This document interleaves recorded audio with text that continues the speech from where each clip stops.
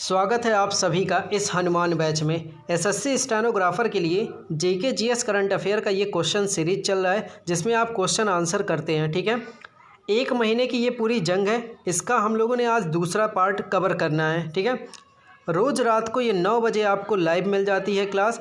और एक चीज़ ये आपको देखना है कि मॉर्निंग 7 बजे जो चीज़ें आपको मैं करंट अफेयर स्टैटिक जीके में देता हूँ उसी से रिलेटेड सारे क्वेश्चन मैं बना के इसमें आपसे पूछता हूँ, जिससे ये होता है कि सुबह आप पढ़ते हैं और शाम में आपका रिवाइज हो जाता है। ठीक है, इससे आपकी प्रैक्टिस भी अच्छी हो जाती है और सारा कुछ आपको समझ में भी आ जाता है। याद रखिए, एसएससी स्टेनोग्राफर के जो 24 दिसंबर को पेपर देने जा रहे हैं, ठीक है, उनमें ये सारे क्वेश्चन फंसेंगे ही फंसेंगे, ये मैं लिख के दे सकता हूँ कहीं भी। ठीक है, तो आइए चलिए शुरू करते हैं। जब ये क्वेश्चन फंस जाएंगे तो बहुत ही अच्छा रहेगा। ठीक है, चलिए आते हैं क्वेश्चन पे। ठीक है, चलिए, तो इसमें क्या होता है कि एसएससी जेई सीएचएसएल और सिलेक्शन फेज़ 8 के जितने भी क्वेश्चन हुए वो इंक्लूड हुए, और ये जो 2020 में हुए अक्टूबर नवंबर में उनके क्वेश्चनों की बात कर रहा हूँ। ठीक है, साथ ही साथ मेरी तरफ से कुछ पॉइंट्स रहते हैं और करंट अफेयर भी रहता है, स्टैटिक जी के संविधान, सब कुछ इसमें मिक्स है, जो कि आपको बहुत ही अच्छा सीरीज मिलता है लगाने को। ठीक है, तो मैं आपसे क्वेश्चन पूछूंगा और आप अगर मॉर्निंग की क्लास लिए होंगे तो आप इसका आंसर देंगे। ठीक है, तो आइए शुरू करते हैं। अच्छा, ये चैनल का नाम याद रखिएगा भैया। ठीक है, ट्यूशन घर ऑफिशियल पे सारा कुछ आपको मिलेगा। ठीक है, तो चलिए शुरू करते हैं। पहला क्वेश्चन आपके सामने है। पलानी पंचतीर्थम प्रसाद जीआई टैग किस राज्य को दिया गया है? इसका आंसर आप लोग करेंगे। आपको याद ही होगा कि मैं ज़्यादा से ज़्यादा आपको 15 सेकेंड दूंगा इस क्वेश्चन को लगाने के लिए, तो इस क्वेश्चन को आप लिख के आंसर करेंगे। ठीक है, तो बताइएगा, पलानी पंचतीर्थम प्रसाद जीआई टैग किस राज्य को दिया गया है? आंसर करिएगा सारे लोग लिख के। इसका आंसर लिखिएगा सारे लोग। तो आप सभी लोगों ने इसका आंसर, जितने लोगों ने टाइप किया है तमिलनाडु, ठीक है, जितने लोगों ने टाइप किया तमिलनाडु वे सारे लोगों ने सही किया है। नेक्स्ट क्वेश्चन की बात करेंगे। नेक्स्ट क्वेश्चन देखिए आपके सामने है। काले चावल चाखाओ के लिए जीआई टैग किस राज्य को दिया गया है? इसका आंसर करिएगा। काले चावल चाखाओ को लेके जीआई टैग दिया गया है किस राज्य को? इसका आंसर दीजिएगा। केवल और केवल आपके पास 15 सेकेंड। हनुमान बैच का यही काम है, आपकी शक्ति आपको याद दिलानी है। ठीक है, होता ना, जब समुद्र पार जाना रहता था तो हनुमान जी को उनकी शक्ति याद दिलाई जाती, तो आपको एग्ज़ाम में बैठना है, इस वजह से आपको आपकी शक्ति याद दिलाई जा रही है। तो चलिए इसका आंसर देखते हैं। जितने लोगों ने आंसर लगाया हुआ मणिपुर, ठीक है, वे सारे लोग एकदम सही हैं। बढ़ेंगे नेक्स्ट क्वेश्चन की तरफ। नेक्स्ट क्वेश्चन देखिए आपके सामने। आदि महोत्सव, ठीक है, कहाँ मनाया गया? तो आप इसका आंसर करेंगे तीसरे नंबर क्वेश्चन का। आदि महोत्सव कहाँ मनाया गया? आंसर करिएगा इसका। आदि महोत्सव कहाँ मनाया गया लिखिएगा। जो आंसर इसका करेक्ट होगा वो लिखें।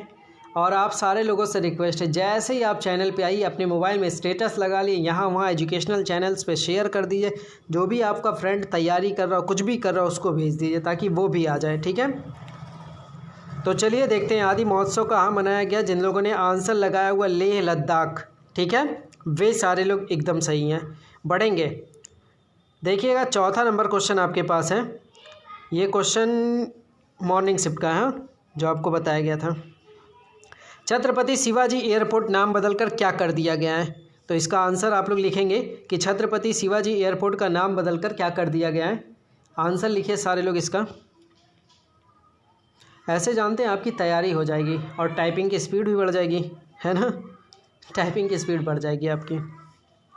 तो चलिए देखते हैं इस छत्रपति शिवाजी एयरपोर्ट का नाम बदल के क्या कर दिया गया है।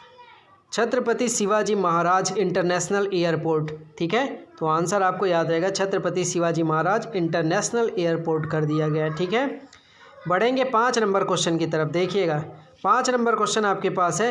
रोहतांग सुरंग, ठीक है, रोहतांग सुरंग हिमाचल प्रदेश में है, तो इसका नाम बदलकर क्या रखा गया है? तो 5 नंबर क्वेश्चन का आंसर करिएगा सारे लोग। मात्र 15 सेकेंड आपको। रोहतांग सुरंग हिमाचल प्रदेश में है, इसका नाम बदलकर क्या कर दिया गया है? तो आइए चलिए देखते हैं कितने लोगों ने रोहतांग सुरंग का नाम बदल के नाम सही लिखा है। अटल सुरंग, जितने लोगों ने टाइप किया अटल सुरंग वे सारे लोग एकदम सही हैं। ठीक है, देखिएगा 6ठा नंबर क्वेश्चन आपके पास है। विश्व बैंक के अध्यक्ष कौन है? इस समय वर्तमान में विश्व बैंक के अध्यक्ष कौन है? इसका आंसर आपको बताना है। नाम लिखिएगा इनका, इस वक्त कौन है विश्व बैंक के अध्यक्ष वर्तमान में कौन है, इनका आंसर आप लिखेंगे। यही सब क्वेश्चन आपके पेपर में दिखेंगे, ठीक है। फुल कॉन्फिडेंस है ये सारे क्वेश्चनों के लिए। तो देखते हैं विश्व बैंक के अध्यक्ष जो वर्तमान में है उनका नाम आप लोगों ने जो लिखा है वो सही है कि नहीं सही है। डेविड मालपास, ठीक है, अमेरिका के हैं, 13वें नंबर के विश्व बैंक के अध्यक्ष हैं। तो जितने लोगों ने लिखा है डेविड मालपास, वे सारे लोग सही लिखे हुए हैं टाइप। नेक्स्ट क्वेश्चन आपके पास है 7वां नंबर, IMF की प्रबंध निदेशक वर्तमान में कौन है? इनका आंसर आप लिखेंगे कि इंटरनेशनल मॉनेटरी फंड के प्रबंध निदेशक इस समय वर्तमान में कौन है। आंसर लिखिएगा सारे लोग। इसका आंसर लिखने के लिए हमें लगता है आपको 15 सेकंड जो दिया जाता है वो पर्याप्त है, ठीक है। अगर आपको आंसर याद है और मॉर्निंग में आपने पढ़ा है तो फिर तो ईजिली है, लगा सकते हैं आप। आइए चेक करते हैं। तो जितने लोगों ने आंसर लगाया हुआ क्रिस्टलिना जॉर्जिएवा, ठीक है, बुल्गारिया की, वे सारे लोग एकदम सही हैं। जिन लोगों ने ये नाम लिखा है वे सारे लोग एकदम सही लिखे हुए हैं। नेक्स्ट देखिए 8 नंबर क्वेश्चन आपके पास है, यूरोपीय आयोग की पहली महिला अध्यक्ष कौन है? बहुत ही इंपॉर्टेंट क्वेश्चन आपके पेपर के लिए। इसका आंसर लिखेंगे सारे लोग। यूरोपीय आयोग की पहली महिला अध्यक्ष, आंसर लिखेंगे सारे लोग। यूरोपीय आयोग की पहली महिला अध्यक्ष कौन है इस समय वर्तमान में? टाइम आपके पास भरपूर दिया जाता है लिखने के लिए। तो चलिए देखते हैं। जितने लोगों ने आंसर लिखा है उर्सुला वान डेर लियोन, ठीक है, उर्सुला वान डेर लियोन, वे सारे लोग एकदम सही लिखे हुए हैं, ठीक है। बढ़ेंगे नेक्स्ट क्वेश्चन की तरफ। 9 नंबर क्वेश्चन आपके सामने है, नियंत्रण एवं महालेखा परीक्षक, ठीक है, कैग वर्तमान में कौन है? ठीक है, तो इनका आंसर करिएगा कि वर्तमान में CAG controller and auditor general, ठीक है, नियंत्रक एवं महालेखा परीक्षक वर्तमान में कौन है? आंसर लिखिएगा सारे लोग। ये सारे क्वेश्चन आपको याद करने हैं। यही सब आप कह सकते हैं कि करंट है, यही आप बोलेंगे स्टैटिक, हाँ करंट अफेयर से बोलें, स्टैटिक GK नहीं बोलें, ठीक है। तो ये सब करंट अफेयर में है। चलिए आंसर देखते हैं। तो जितने लोगों ने आंसर लगाया गिरीश चंद्र मुर्मू, ठीक है, गिरीश चंद्र मुर्मू, सारे लोग सही हैं। 14वें नंबर की ये कैग है, ठीक है। नेक्स्ट क्वेश्चन देखेंगे। नेक्स्ट क्वेश्चन आपके पास 10 नंबर क्वेश्चन है, मुख्य निर्वाचन आयुक्त वर्तमान में कौन है? इनका आंसर लिखिएगा। पिछली बार भी SSC स्टेनो में इसका क्वेश्चन पूछा था और इस बार अभी भी बदले नहीं है, तो अभी भी वही क्वेश्चन का आंसर होगा। तो दीजिएगा इस 10वें नंबर क्वेश्चन का आंसर, मुख्य निर्वाचन आयुक्त वर्तमान में कौन है? लिखिएगा सारे लोग आंसर इनका। तो आइए चेक करते हैं। जितने लोगों ने आंसर लिखा हुआ है सुनील अरोड़ा, ठीक है, वे सारे लोग एकदम सही हैं। 23वें नंबर के ये मुख्य निर्वाचन आयुक्त हैं, ठीक है, Sunil Arora. Next question 11 number की तरफ चलेंगे। चिली की राजधानी क्या है भैया? बहुत इंपॉर्टेंट क्वेश्चन पूछा जा चुका पेपर में, आगे भी संभावना है। तो चिली की राजधानी आप लिखेंगे, याद होगा तो फटाक से लिख सकते हैं, 15 सेकंड तो इसमें टाइम भी नहीं लगेगा। हाँ, लिख के जल्दी से दीजिएगा। चिली की राजधानी क्या है? मुद्रा इसकी चिलियन डॉलर है, चिलियन डॉलर। तो चलिए देखते हैं चिली की राजधानी क्या है। तो चिली की राजधानी जितने लोगों ने लिखा हुआ है सेंटियागो, ठीक है, सेंटियागो, वे सारे लोग एकदम सही हैं। नेक्स्ट 12 नंबर क्वेश्चन की तरफ रुख करेंगे। 12 नंबर क्वेश्चन आपके पास है, कनाडा की राजधानी क्या है? करिएगा आंसर, कनाडा की राजधानी। कनाडियन डॉलर इसकी मुद्रा है, ठीक है, कनाडियन डॉलर। तो मुद्रा तो नॉट इम्पॉर्टेंट, लेकिन आपके लिए कनाडा की राजधानी इंपॉर्टेंट है, पेपर में पूछा जा चुका है। करिएगा आंसर 12 नंबर क्वेश्चन का। तो चलिए देखते हैं। जितने लोगों ने कनाडा की राजधानी लिखी हुई है ओटावा, ठीक है, कनाडा की जितने लोगों ने राजधानी लिखी है ओटावा, वे सारे लोग एकदम सही। नेक्स्ट क्वेश्चन की तरफ बात करेंगे। नेक्स्ट क्वेश्चन देखिए आपके सामने है, इंदिरा नेवी, ठीक है, संयुक्त सैन्य अभ्यास है, ये किन दो देशों के बीच में हुआ है? ये आपको बताना है, या ऐसा भी कह सकते हैं किन दो देशों के बीच में होता है, ठीक। याद रखिए इंदिरा नेवी संयुक्त सैन्य अभ्यास था। बताएंगे जल्दी जल्दी, नाम लिखेंगे किन दो देशों के बीच में हुआ है, नाम लिखेंगे इनका 13 नंबर क्वेश्चन का। तो आइए चलिए देखते हैं। जितने लोगों ने इनका आंसर दिया भारत और रूस, ठीक है, भारत और रसिया, वे सारे लोग एकदम सही लिखे हुए हैं। 14 नंबर क्वेश्चन देखिए, संप्रीति संयुक्त सैन्य अभ्यास, ठीक है, संप्रीति संयुक्त सैन्य अभ्यास किन दो देशों के बीच में होता है? आप तो ये बताएंगे ही, ठीक है, किन दो देशों के बीच में होता है। इस बार का जो 2020 का हुआ है वो किस प्लेस पे हुआ है, किस प्लेस पे हुआ है, उसका भी आंसर आप देंगे। आपके पास टाइम ही टाइम है, आप लिखिए, ठीक है, किस प्लेस पे हुआ है 2020 का संप्रीति संयुक्त सैन्य अभ्यास, वो भी बताना है, और किन दो देशों के बीच में ये होता है संयुक्त सैन्य अभ्यास, वो भी आपको लिखना है। लिखिएगा सारे लोग। तो चलिए देखते हैं जितने लोगों ने आंसर लगाया हुआ है।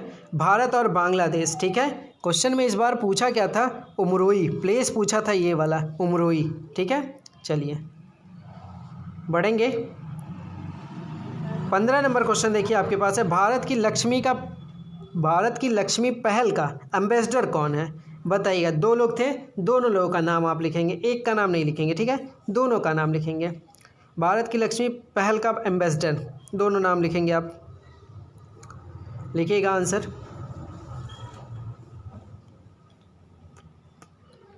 तो चलिए आइए देखते हैं कि दोनों नाम कौन कौन से हैं। तो देखिएगा नाम, दीपिका पादुकोण और पीवी सिंधु, ठीक है, ये भारत की लक्ष्मी पहल के एम्बेसडर बने हुए हैं, ठीक है। नेक्स्ट क्वेश्चन की तरफ रुख करेंगे। 16 नंबर क्वेश्चन आपके सामने है, देखिएगा। तो 16 नंबर क्वेश्चन आपके पास है, अंतर्राष्ट्रीय श्रम संगठन ILO, ठीक है, स्थापना भी बताना है और मुख्यालय भी बताना है।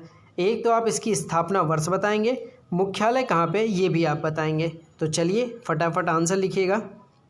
अंतर्राष्ट्रीय श्रम संगठन का स्थापना वर्ष और मुख्यालय कब और कहाँ बताइए। तो आंसर चलते हैं देखने, जितने लोगों ने इनका आंसर दिया होगा, लिखा होगा 1919, ठीक है, 1919 में स्थापना, जेनेवा में इसका मुख्यालय, ठीक है। बढ़ेंगे नेक्स्ट क्वेश्चन के लिए। नई शिक्षा नीति, ठीक है, 17 नंबर क्वेश्चन आपके सामने है, नई शिक्षा नीति आपको बताना है किसकी अध्यक्षता में बनाई गई है। आंसर करिएगा, नई शिक्षा नीति किसकी अध्यक्षता में बनाई गई है। लिखिएगा आंसर, नाम उनका लिखिएगा, किसकी अध्यक्षता में ये बनी है। ये मैंने आपको बताया था, इसरो के पूर्व चीफ भी रह चुके हैं, आई थिंक इसरो के पूर्व चीफ भी रह चुके हैं, तो इनका नाम आप लोग लिख चुके होंगे। चलिए देखते हैं इनका नाम क्या है जिन्होंने नई शिक्षा नीति बनाई है। इनका नाम क्या है, के कस्तूरी रंगन समिति, ठीक है, के कस्तूरी रंगन की अध्यक्षता में नई शिक्षा नीति तैयार हुई है। नेक्स्ट क्वेश्चन की तरफ बढ़ेंगे। नेक्स्ट क्वेश्चन आपके पास 18 नंबर का क्वेश्चन है कि मानव संसाधन विकास मंत्रालय का नाम बदल करके क्या कर दिया गया है। आंसर करिएगा सारे लोग कि मानव संसाधन विकास मंत्रालय का नाम बदलकर क्या रख दिया गया है। आंसर दीजिएगा इसका। बहुत इजी सा नाम है ना, अभी हाल ही में हुआ है। आप लोगों को अगर इनके मिनिस्ट्री का अगर नाम को याद हो तो रमेश पोखरियाल निशंक, यही हैं इसके, कह सकते हैं मंत्री या बोलिए अध्यक्ष, जो भी बोल सकते हैं आप इसको। तो मानव संसाधन विकास मंत्रालय का नाम बदलकर क्या कर दिया गया भैया, शिक्षा मंत्रालय कर दिया गया, ठीक है, शिक्षा मंत्रालय। नेक्स्ट क्वेश्चन देखेंगे। नीति आयोग के पहले इनोवेशन इंडेक्स नवाचार सूचकांक 2019 में पहले स्थान पर कौन है। आप बताएंगे पहले नंबर पे कौन है, दूसरा तो मैं बता देता हूँ, ठीक है। पहले पे आपको आंसर बताना है कि पहले नंबर पे कौन है, दूसरा मैं अभी आपको बता देता हूँ।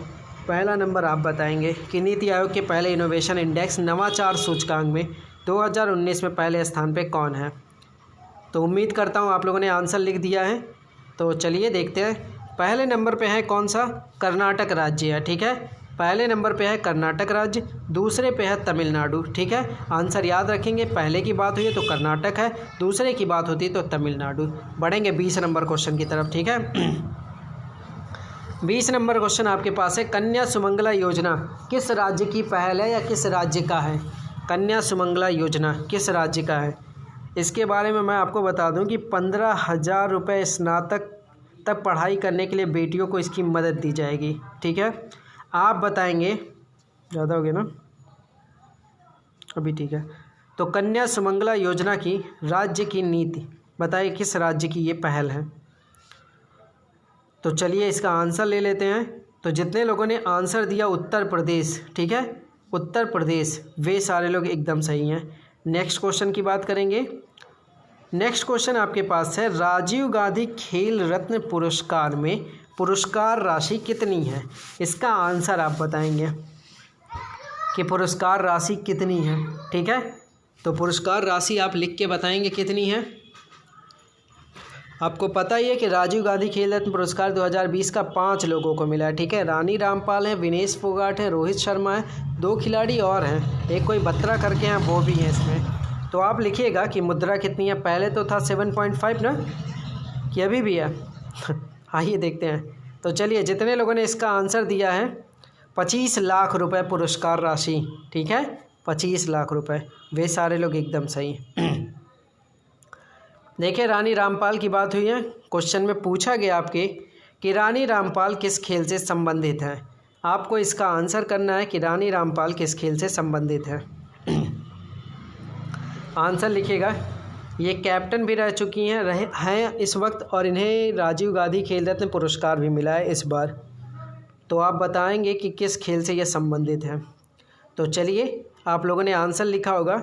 ये किस खेल से संबंधित हैं, देखिएगा इनका आंसर। ये हॉकी से संबंधित है, और इस बार का राजीव गांधी खेल रत्न पुरस्कार भी इन्हें मिला है। नेक्स्ट क्वेश्चन की बात करेंगे। द्विज शरण किस खेल से संबंधित है? ये क्वेश्चन बहुत इंपॉर्टेंट है, CHSL में पूछा इनका नाम।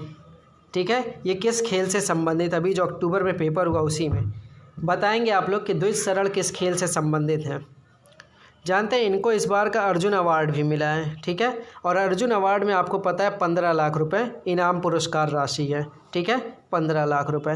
तो आइए द्विज शरण का देखते हैं। आप लोगों ने आंसर किया होगा कि ये किस खेल से संबंधित है, तो टेनिस से संबंधित है। ठीक है, अर्जुन पुरस्कार इस बार इन्हें मिला है। नेक्स्ट क्वेश्चन आपके पास है, 24 नंबर क्वेश्चन की बात करेंगे। 24 नंबर क्वेश्चन देखिए आपके पास है, देखिएगा। रेमन मैग्सेसे पुरस्कार 2019 में किससे सम्मानित किया गया है, और वो है भारत में किसे सम्मानित किया गया है, भारत के किस व्यक्ति को मिला है। तो एक तो ये पता है कि ये एशिया का नोबल कहलाता है, फिलीपींस देश के द्वारा दिया जाता है, और दूसरी बात, भारत के एकमात्र राज्य के मुख्यमंत्री अरविंद केजरीवाल को यह पुरस्कार पहले भी मिल चुका है। अभी आपको बताना है कि 2019 में किस भारतीय को सम्मानित किया गया है रेमन मैग्सेसे पुरस्कार से। आंसर आप लोगों ने लिखा होगा। आंसर क्या है? रवीश कुमार। ये NDTV के स्वतंत्र पत्रकार, बहुत ही बेहतरीन और शानदार वक्ता। नेक्स्ट क्वेश्चन, 25 नंबर क्वेश्चन आप देखेंगे। अगला जो फीफा वर्ल्ड कप है, ठीक है, कब और कहाँ होगा? आप इसका आंसर लिखेंगे कि अगला फीफा वर्ल्ड कप कहाँ होगा। इससे पहले जो 2018 वाला था, आप आंसर लिखेंगे, आप सुनते भी रहिए। ठीक है, 2018 वाला था, वो हुआ था रूस में। ठीक है, और जीता था उसमें फ्रांस, और क्रोएशिया था उसका उपविजेता। ठीक है, जावी वाका उसका शुभंकर था। अभी आपको बताना है कि अगला फीफा वर्ल्ड कप कब और कहाँ होगा। तो उम्मीद करता हूँ आपने आंसर दिया होगा। 2022 में होगा, कतर में होगा। ठीक है, चलिए नेक्स्ट क्वेश्चन देखते हैं। देखिए, ये बहुत ही अच्छा क्वेश्चन आप लोगों के लिए पूछा जाने वाला क्वेश्चन है। 26 नंबर क्वेश्चन में, सेमीफाइनल में भारत को किसने और कितने रन से हराया था? किसने और कितने रन से हराया था? सेमीफाइनल में भारत को किसने कितने रन से हराया था? इसका आंसर करिएगा। फाइनल में किसने और कितने रन से हराया था? तो उम्मीद करता हूँ आप लोगों ने इसका आंसर क्लिक किया होगा, लिखा होगा। न्यूजीलैंड ने हराया था 18 रन से। ठीक है, याद रखिए 18 रन से। नेक्स्ट क्वेश्चन आपके पास है 27 नंबर, देखिएगा। सर्वाधिक छक्के किस खिलाड़ी ने लगाए हैं? किसी भी ODI में बोलिए या इस वर्ल्ड कप में बोलिए, दोनों क्वेश्चन आप बोल सकते हैं इसको। तो इनका नाम लिखिएगा, सर्वाधिक छक्के, और बताइएगा कि कितने छक्के सर्वाधिक। एक ODI में सबसे अधिक छक्के लगाने वाला कौन सा व्यक्ति है और कितने छक्के मारा है। तो 27 नंबर क्वेश्चन की तरफ बढ़ते हैं। जिन लोगों ने आंसर किया होगा, इनका आंसर है इयोन मॉर्गन ने मारा है। ठीक है, इयोन मॉर्गन ने मारा है 17 छक्के। ठीक है, वर्ल्ड कप में, और वर्ल्ड कप में टोटल मारा है 22 छक्के। एक किसी ओडीआई में इनका 17 छक्का हाईएस्ट है, वर्ल्ड का नंबर 1। ठीक है, बताइएगा 28 नंबर क्वेश्चन, विजडन ट्रॉफी 2020 कौन जीता है? विजडन ट्रॉफी 2020 कौन जीता है? इसका आंसर आपको बताना है, लिखिएगा इसका आंसर। विजडन ट्रॉफी 2020 कौन जीता है? तो चलिए देखते हैं, आप लोगों ने इनका आंसर लिखा होगा, विजडन ट्रॉफी 2020 कौन जीता है। तो जितने लोगों ने आंसर देखिए टाइप किया हुआ है, जितने लोगों ने आंसर टाइप किया इंग्लैंड, ठीक है, इंग्लैंड विजेता बना है और वेस्ट इंडीज क्या था, उप विजेता था। तो विजडन ट्रॉफी 2020 का इंग्लैंड जीता है। बढ़ेंगे नेक्स्ट क्वेश्चन की तरफ। नेक्स्ट क्वेश्चन आपके पास है 29 नंबर, वन अरेंज्ड मर्डर पुस्तक किसने लिखी है? वन अरेंज्ड मर्डर ये बुक किसने लिखी है? आपको इसका आंसर बताना है। वन अरेंज्ड मर्डर, इस बुक को किसने लिखा है? इनका नाम लिखना है आपको। सॉरी, चलिए बताइएगा, वन अरेंज्ड मर्डर किसने लिखा है? तो आप लोगों ने इसका आंसर लिखा होगा, वन अरेंज्ड मर्डर का चेतन भगत। ठीक है, चेतन भगत ने कई सारी पुस्तकें लिखी हैं, इसी में Half Girlfriend, Two States, What Young India Wants और Indian Politics, One Night in Call Centre, बहुत सारी पुस्तकें इन्होंने लिखी हैं। तो ये भी लिखा है one arranged murder. Next question आपके पास है, अ सॉन्ग ऑफ इंडिया ये पुस्तक किसने लिखा? आपको इसका आंसर देना है, आंसर बताइएगा, अ सॉन्ग ऑफ इंडिया किसने लिखा है?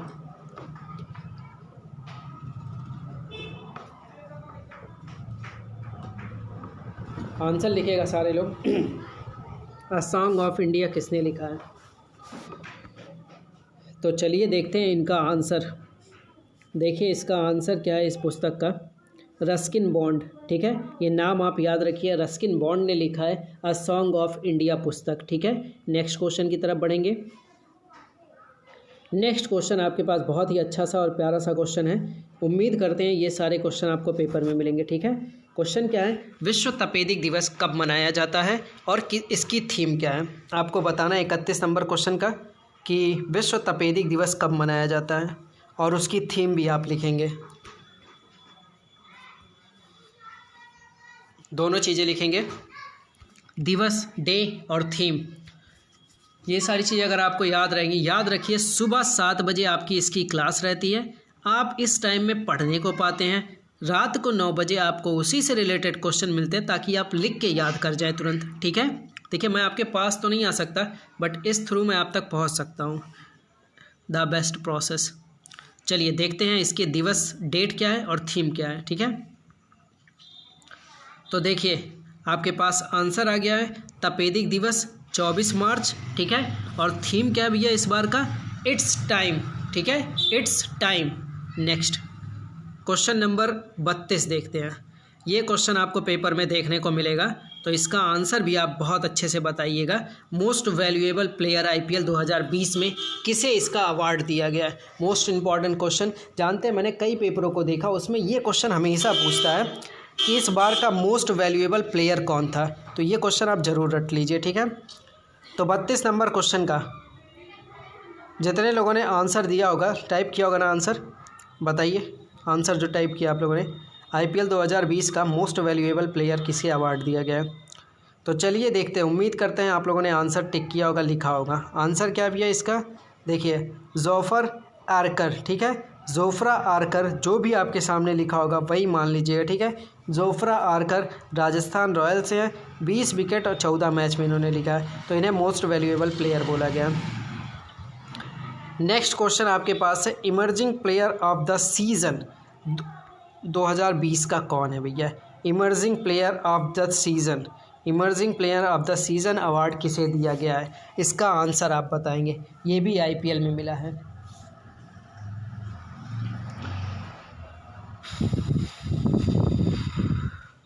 आंसर बताएंगे 33 नंबर क्वेश्चन का। तो चलिए देखते हैं, इनका नाम आप लोगों ने लिखा होगा, इनका नाम लिखे देखते हैं हम। देवदत्त पॉडिकल, ये आरसीबी की टीम के हैं। ठीक है, याद रखिए देवदत्त पॉडिकल आरसीबी के हैं, emerging player of the season इन्हें चुना गया है। नेक्स्ट क्वेश्चन देखेंगे, शिमला समझौता कब हुआ आप बताएंगे। 34 नंबर क्वेश्चन का आंसर कब हुआ था भैया शिमला समझौता, आंसर दीजिएगा लिख के। बेनज़ीर भुट्टो इस वक्त की प्राइम मिनिस्टर पाकिस्तान की एंड इंदिरा गांधी भारत की मे बी। आंसर करिएगा शिमला समझौता कब हुआ। तो चलिए देखते हैं, डेट आप लोगों ने लिखा होगा शिमला समझौता कब हुआ। तो आंसर क्या है देखते हैं, आंसर क्या है 3 जुलाई 1972। ठीक है, 3 जुलाई 1972 को शिमला समझौता हुआ था। आगे बढ़ेंगे, नेक्स्ट क्वेश्चन देखिए, बहुत ही इंपॉर्टेंट बेहद रोचक क्वेश्चन, और ये आपके CHSL में पूछा था इसलिए मैंने इसमें इंक्लूड कर दिया है। ठीक है, आप बताएंगे निमहंस, ठीक है, निमहंस इंस्टीट्यूट में दूसरे N का मतलब क्या है। मैं कह रहा था ना ऐसे ही टाइप के क्वेश्चन आपसे पूछे जाते हैं, आज का ट्रेंड यही है क्वेश्चन पूछने का। ठीक है, तो चलिए बताइए दूसरे N का मतलब क्या होता है, दूसरे N का मतलब क्या है आप बताएंगे। उम्मीद करता हूँ कि आप पूरा फुल फॉर्म भी लिख के बताएंगे। पूरा फुल फॉर्म लिखने का आपके पास टाइम है, लिख के बता सकते हैं। तो चलिए देखते हैं, ठीक है, दूसरे N का मतलब क्या है। देखिए इसमें आपके पास फुल फॉर्म पूरा आ जा रहा है। ठीक है, फुल फॉर्म क्या है एक बार मैं फिर पढ़ देता हूँ। नेशनल इंस्टीट्यूशन, ठीक है, sorry institute of mental health, ठीक है, of mental health and neuro sciences, Bengaluru Karnataka में। तो दूसरे N का मतलब क्या है भैया, न्यूरो, ठीक है, न्यूरो। नेक्स्ट क्वेश्चन की बात करेंगे, 36 नंबर क्वेश्चन आपके पास है, देखिएगा। 1930-32 में राजनीतिक मुद्दों को लेकर कितने गोलमेज हुए हैं, इसका आंसर आपको बताना है कि कितने गोलमेज हुए थे। राउंड टेबल सम्मेलन समिति कितने बार हुए थे, आप इसका आंसर करिएगा। 1930-32 में राजनीतिक मुद्दों को लेकर कितने गोलमेज सम्मेलन हुए थे, आंसर दीजिएगा इसका। चलिए इसका आंसर आप लोगों ने लिखा होगा 3, ठीक है, 3 बार हुए थे। आप देख लीजिए कितनी बार हुए थे, ये 3 बार इसका जिक्र हुआ था राउंड टेबल कॉन्फ्रेंस का। ठीक है, आगे बताइएगा केलंगुट बीच कहाँ है। ठीक है, केलंगुट बीच आपको बताना है, केलंगुट बीच कहाँ है, कहाँ पर है बताइए। आंसर लिखिए, बड़ा आसान सा क्वेश्चन है, केलंगुट बीच कहाँ पे है। आसान क्यों मैं बोल रहा हूँ, क्योंकि सुबह मैंने आपको पढ़ाया था, अगर नहीं पढ़ाया होता तो ये बहुत टफ क्वेश्चन है। ठीक है, तो लेकिन अब आपकी नज़रों के सामने आ गया तो गलत नहीं होगा। तो केलंगुट बीच कहाँ पर है, इसका आंसर देखते हैं हम सारे लोग। देखिएगा इसका आंसर, इसका आंसर क्या है, गोवा में। ठीक है, तो केलंगुट बीच कहाँ पर है भैया, गोवा में। नेक्स्ट क्वेश्चन की बात करेंगे, नेक्स्ट क्वेश्चन आपके पास है, देखिएगा।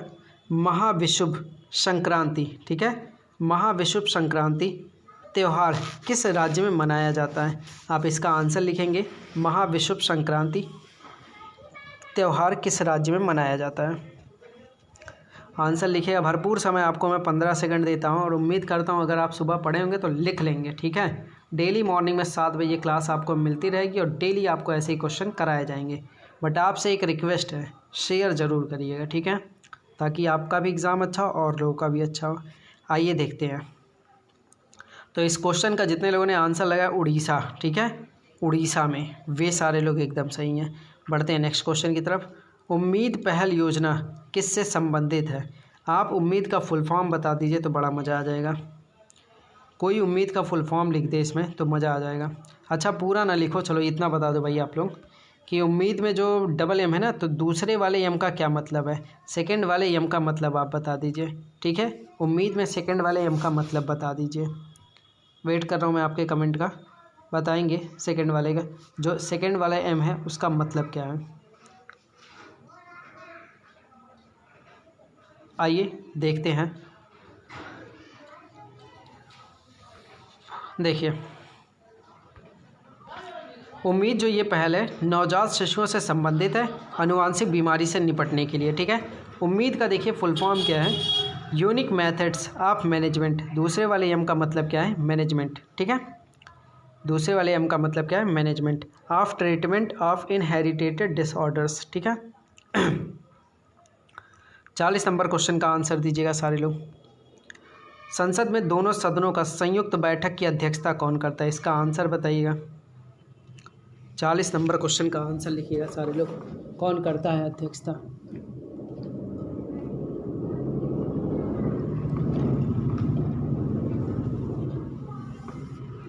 बताइएगा आंसर। तो इसका आंसर आप लोगों ने लिखा होगा 40 नंबर क्वेश्चन का। तो जितने लोगों ने आंसर लिखा है लोकसभा अध्यक्ष, ठीक है। लोकसभा अध्यक्ष क्या करता है? इसके अधिवेशन की अध्यक्षता करता है, बुलाता राष्ट्रपति है। ये बात आपको याद रखना है, ठीक है। नेक्स्ट देखते हैं। जुआरी नदी किस राज्य में बहती है? आपको इस 41 नंबर क्वेश्चन का आंसर करना है। जुआरी नदी किस राज्य में बहती है? आंसर करिएगा। जुआरी नदी किस राज्य में बहती है? बहुत सिंपल सा और आसान सा क्वेश्चन है कि जुआरी नदी किस राज्य में बहती है। तो चलिए, उम्मीद करते हैं आप लोगों ने आंसर लिखा होगा कि जुआरी नदी किस राज्य में बहती है। देखिए, मॉर्निंग में जो पढ़ा होगा उसको याद होगा, ठीक है। तो जुआरी नदी बहती है, आंसर है गोवा, ठीक है। आंसर क्या है? जुआरी नदी कहाँ बहती है? गोवा में बहती है, ठीक है। ये largest river in the state of Goa की है, ठीक है। गोवा की लार्जेस्ट रिवर है जुआरी नदी। नेक्स्ट क्वेश्चन आपके पास है द्वितीय विश्व युद्ध, ठीक है। क्वेश्चन आप देखिएगा, द्वितीय विश्व युद्ध के बाद कब विंबलडन टूर्नामेंट को रद्द कर दिया गया? आप इसका आंसर बताएंगे। विंबलडन टूर्नामेंट को रद्द कर दिया गया है, बताइएगा आंसर। द्वितीय विश्व युद्ध के बाद कब विंबलडन टूर्नामेंट को रद्द कर दिया गया है? तो आप देखेंगे इसका आंसर बड़ा इजी है, ईयर बताना आपको। तो आंसर लिखिएगा, टाइप करिएगा इसका। तो इसका आंसर आप लोगों ने दिया होगा 2020, ठीक है। 2020 में विंबलडन टूर्नामेंट को रद्द कर दिया है। रीज़न दिया गया है कोरोना वायरस का। मैंने आपसे कहा था ये याद रखिएगा, क्योंकि 2019 में विंबलडन चैम्पियनशिप हुआ है तो मेंस वाला नोवाक जोकोविच जीते हुए सर्बिया के, और वुमेन सिंगल्स का सिमोना हालेप जीती है रोमानिया की। बढ़ेंगे नेक्स्ट क्वेश्चन पे। The queen of the hills, पर्वतों की रानी किसे कहा जाता है? इसका आंसर आप देंगे। पर्वतों की रानी किसे कहा जाता है? किस शहर को कहा जाता है the queen of the hills?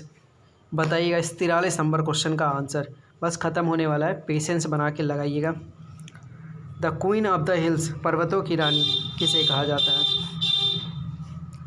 तो चलिए, इसका आंसर आप लोगों ने लिखा हो। बहुत लोग घूमने जाते हैं ना, उसी जगह की बात है, ठीक है। मसूरी, ठीक है। मसूरी उत्तराखंड, ठीक है। The queen of the hills. आइए नेक्स्ट क्वेश्चन आपसे बात करेंगे कि 44 नंबर क्वेश्चन में है, राज्यसभा में 1/3 सदस्य कितने वर्ष में सेवानिवृत्त हो जाते हैं? ठीक है, 1/3 सदस्य कितने वर्ष में सेवानिवृत्त हो जाते हैं राज्यसभा में? इसका आंसर आपको करना है। लिखिएगा आंसर इसका। बहुत ईजी सा आंसर है, फटाफट आप लोग टाइप कर सकते हैं, जल्दी जल्दी टाइप करिए। राज्यसभा में 1/3 सदस्य कितने वर्ष में सेवानिवृत्त होते हैं? इसका आंसर आप लोग। तो आइए देखते हैं, जितने लोगों ने आंसर लगाया हुआ है प्रत्येक 2 वर्ष में, ठीक है, प्रत्येक 2 वर्ष में, वे सारे लोग एकदम सही। आइए देखते हैं 45 नंबर क्वेश्चन। 45 नंबर क्वेश्चन आपके सामने है, मौलिक कर्तव्य को किस देश से लिया गया? आपको इसका आंसर बताना है कि मौलिक कर्तव्य को किस देश से लिया गया, भारतीय संविधान में किस देश से इसको एडॉप्ट किया गया? आंसर करिएगा।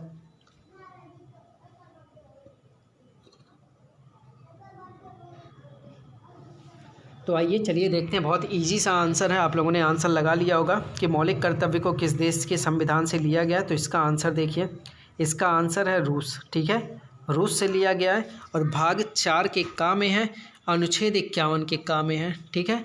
क्या है? मौलिक कर्तव्यों का जिक्र, ठीक है। नेक्स्ट देखिए 46 नंबर क्वेश्चन आपके सामने है। 46 नंबर क्वेश्चन है, राष्ट्रीय महत्व के स्मारकों, स्थानों और वस्तुओं का संरक्षण किस अनुच्छेद के तहत होता है? इसका आंसर आपको बताना है, अनुच्छेद बताना है, किस अनुच्छेद के तहत ऐसा होता है। आसान क्वेश्चन है, आपको अनुच्छेद बताना है केवल।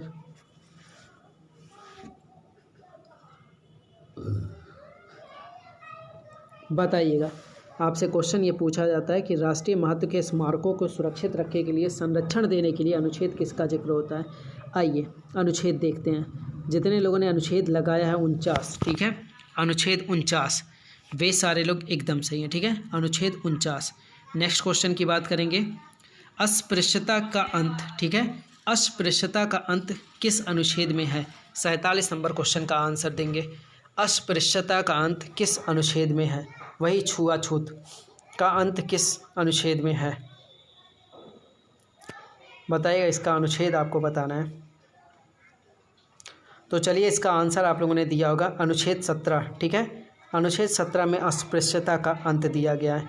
48 नंबर क्वेश्चन की बात करेंगे कि स्वतंत्र भारत के पहले रेलवे, ठीक है, एवं परिवहन मंत्री कौन है? ठीक है, पहले रेलवे एवं परिवहन मंत्री कौन थे स्वतंत्र भारत के पहले? बताएंगे आंसर इसका। इसका आंसर लिखिएगा सारे लोग, आंसर लिखिएगा इसका। तो चलिए इसका आंसर देखते हैं। सारे लोगों ने टाइप किया होगा। तो आंसर क्या है? जॉन मथाई, ठीक है, पहले रेलवे मंत्री, ठीक है, जॉन मथाई। आएंगे 49 नंबर क्वेश्चन और उसके बाद 50 नंबर क्वेश्चन, ठीक है। 49 नंबर क्वेश्चन आपको बताना है कि संसद स्थगन के समय, ठीक है, किस अनुच्छेद के तहत अध्यादेश जारी कर सकता है? जब मतलब संसद क्लोज्ड हो, बंद हो, तो उस वक्त अध्यादेश लाना हो तो किस अनुच्छेद के तहत अध्यादेश आएगा? आपको अनुच्छेद बताना है, बताइएगा।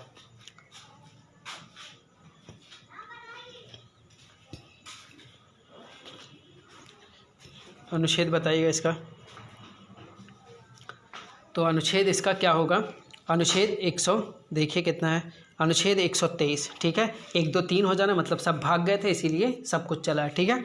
चलिए लास्ट क्वेश्चन पे चर्चा करेंगे, 50 नंबर क्वेश्चन और आखिरी नंबर क्वेश्चन आप सारे लोगों के लिए।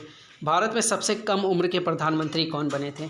सबसे कम उम्र के प्रधानमंत्री कौन बने थे, उसका आंसर आप लोग करेंगे, ठीक है। याद रखिए, डेली आपको ये क्लास 7 बजे मॉर्निंग में मिल जाती है। इसी से रिलेटेड आपको क्वेश्चन रात 9 बजे कराया जाता है, जिसमें आप ये देखते हैं कि आपने जो पढ़ा था क्या आपको याद है, और याद है तो ऑप्शन से नहीं, इसका सीधे आपको लिखना है। ये बेहतर तरीका रहेगा आपको याद कराने के लिए, और मेरा दावा है कि इसमें से क्वेश्चन आपको मिलेंगे, ठीक है।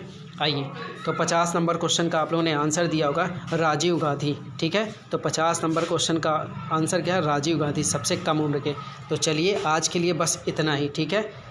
जो भी बंदा चैनल पे नया होगा वो चैनल को ज़रूर सब्सक्राइब करेगा, ट्यूशन घर ऑफिशियल, ठीक है। और अपने दोस्तों में शेयर करिए ताकि मेहनत जो की जा रही है वो सब तक पहुँचे, ठीक है। तब तक के लिए टेक केयर, मिलेंगे मॉर्निंग में, अपना ख्याल रखिए, टेक केयर।